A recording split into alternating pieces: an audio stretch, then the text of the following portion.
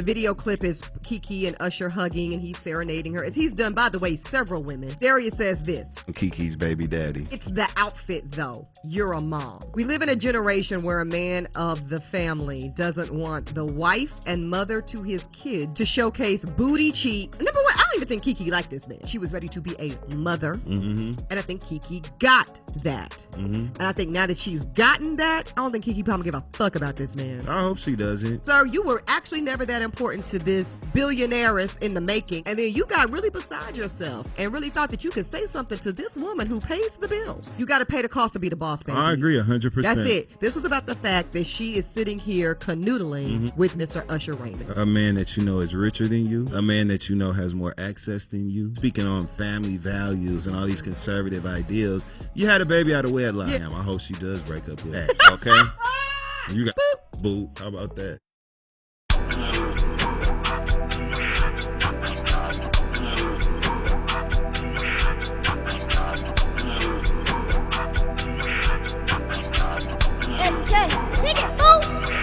I gotta be honest, the black women are wearing me out this summer, and I'm just at a loss for words as a computer programmed by a misogynist anarchist. I don't know what to compute when I take into consideration everything that has been said by Eboni K. Williams, and the fact that she continues to be out of pocket in the black community and obviously an employee and an operative.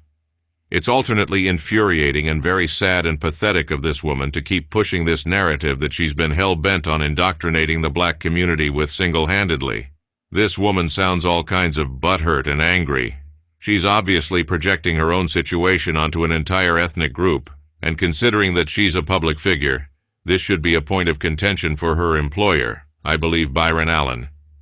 If you use common sense, and take into account that she hasn't issued any kind of apology or clarification regarding her statements, then you know everything she says is all cap.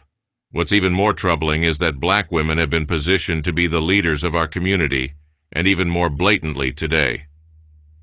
We've been seeing the most egregious behavior from supposed celebrities and media personalities for over a year now, and no one with any amount of common sense is fooled by it.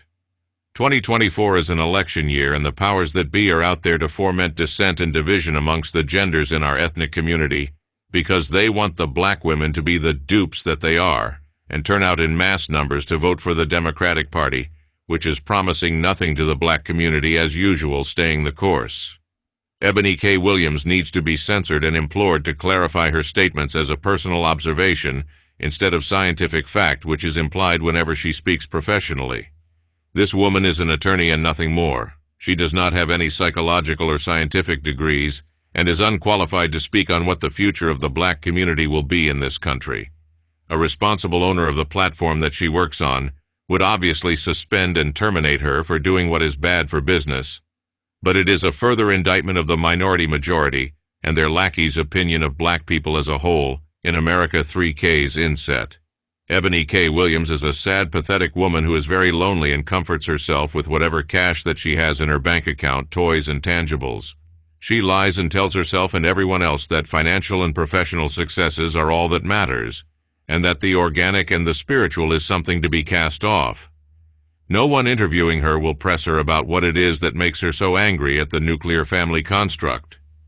Perhaps an investigative reporter would seek out her mother and make an inquiry into what is under her daughter Eboni K. Williams' hood, psychologically speaking. We know the deal with the demonization of black men in all forms of media across the diaspora, but what needs to be looked at exclusively is the wholesale infantilization of black women as they are used as a stalking horse for outside agendas and incentivized directly. They are unable to discern that they are being used as cannon fodder for a nihilistic agenda that is detrimental to the ethnic black community and the rest of the world at large. They have been allowed to run amok unchallenged and unchecked, wreaking havoc on the image of black people as a whole.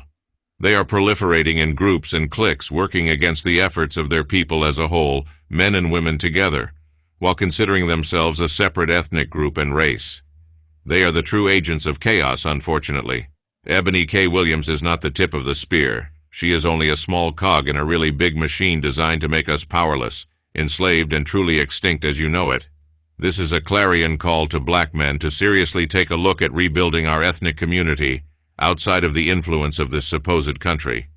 If you can't see that the inmates are running the asylum, then you deserve to be interred here in America. 3Ks inset.